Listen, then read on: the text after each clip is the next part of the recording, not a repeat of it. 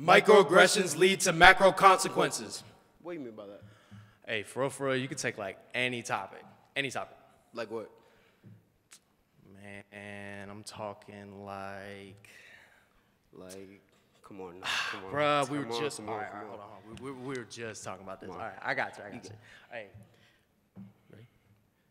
Code switch. Confirm to me if the words of verbal communication I speak now is easier processed than my black slang ebonics that my people occasionally choose to partake in. Absolutely. Proceed. As earlier mentioned, sports. Example 1. One QB number 7, who had 2 different sexual abuse allegations, gets standing ovations for his historic contributions to the game of football and to the Pittsburgh Steelers. But because he's black, another QB number 7, who had knelt during the national anthem, gets forcefully removed from the NFL for his disrespectful and conniving behavior. Wait, that doesn't sound... Example 2, the best white quarterback in the league gets upset and throws a temper tantrum. Then later his iPad. Then gets asked if he needs anything. What, like his bib? Before being highlighted for the passion that he brings to the game every single Sunday. But because he's black, Odell Beckham Jr. ruled improper, hooligan-like for doing similar actions, even getting fined for his behavior. Example 3, the whole sport of tennis, known for top players throwing temper tantrums, is such a wild statement, right? But because she's black, Serena Williams, the angry black woman of tennis, gets shunned for her aggressive gestures when things don't go her way, as some people think that some tennis fans think that her presence as the greatest to ever play the sport is too much. Them rich white folk were never ready for all that. Okay, what about another topic other than sports? Politics. Example 1, Donald Trump was known for his crazy rhetoric, outbursts, and temper tantrums. There seems to be a reoccurring theme here. But because he's black, that good brother Barack Obama found himself showing gray hairs before showing how he really felt when he was in office. Example 2, policy implementation. You may be happy or angry that weed, marijuana, was legalized in many states across the U.S. while it welcomes white business to produce it in mass. Back to destroying the whole planet again. But because we're black people are 4 times more likely to be arrested for marijuana than white people. Although we use it at the same rates. What else?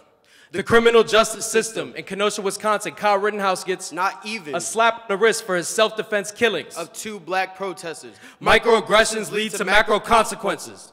Okay, I see you did rehearse. Did you, fellow black man? Indeed I did. Now, tell me, what's your process of preparation? How do you get ready for an interview, speech, or presentation? Like, what are your goals for a perfect evaluation? Let me guess. Style your hair in a way you aren't seen as a threat. Articulate your words just like you serve hors d'oeuvres and hope that God handles the rest. We'll give it a rest. The agenda that this world has planned was so organized, so I was ready for this test. If we talk proper, that means white, right? Because if it doesn't, then I digress. But since it does, then this AAVE is going to have to STAY. And when you see us on TV, don't ask WHY. My people know to greet me with a what's good, not a smile and HI. And if you think that's a problem, then IDKY. When did the booster shot come out to make us immune to these microaggressions? Because at this rate, it seems like we're taking not 1 shot. Not 2 or 3. Not 4 shots. That's not Hennessy. Not 5 shots. Because that's really 3. Yeah, because you and me are 3/5 of a person, right? We ain't get the same treatment a white person might. We had certain rights, but those working nights didn't make us feel like that Constitution was working, right? The 13th through 15th Amendment was supposed to serve us right, supposedly freed us, made us citizens, and gave us voting rights. Well, I didn't see that fine microprint that said we were going to have literacy tests at the polling sites. Do you see our aggressions? Because nah, you don't see our depression. Black men who were told to man up at the age of 12, and the only way they knew how to express themselves was through rapping, but they didn't receive your message. They labeled it as hippity-hop trash because they don't see how you stressing. How you grew up in a system built to teach you a lesson, not to teach you a lesson. You're supposed to be at home, watching your favorite sports channels, listening to guys like Stephen A. Smith. But the only Smith you've been exposed to is the one that comes before Ann Wesson. And black women, we see how you're dressing, how you become a global blueprint, and your genetic figure is a blessing. But the Kardashians are the ones who get the credit, right? They don't want to hear you talk because they know if y'all do, then class in session. As you talk about how your hair is not supposed to get wet and how that is not just an expression. They know how powerful y'all are with that natural hair, so they try to ban it in your profession. How the scariest thing in this world is a black woman with a degree in her possession. By simply existing, you've changed the game and created an obsession with tanning 3 shades darker, lip fillers, the whole 9.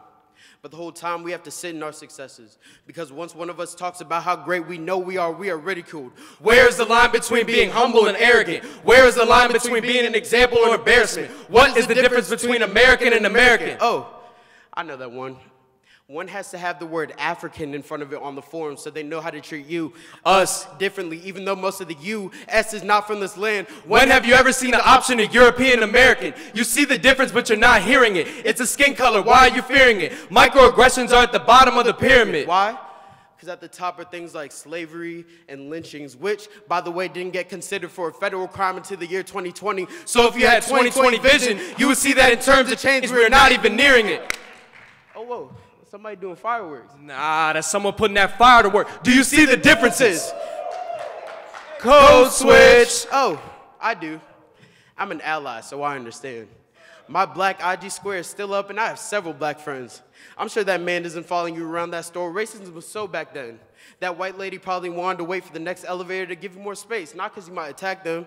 Look at you. You speak good English, and every white quality you need to survive in this country, you have them. Oh, you're an ally? Well, don't say all that then, because that back then is our now. We don't get to talk in the past tense. The patience we have for these comments is running mad thin. To be honest, we just need a whole new world. Well, this ain't Aladdin. Appropriation of beauty, love, achievement, culture, and knowledge of my people. Give them back then. Sheesh. In 2022, we got white people walking a pretty tight rope, being careful with their words and fear that their true colors might show. But you're right, though. These issues are pretty micro. But when roles reverse, now you need the insurance like Geico, where 15 minutes of hearing us won't save you 15% or more on race insurance. Microaggressions lead to macro consequences.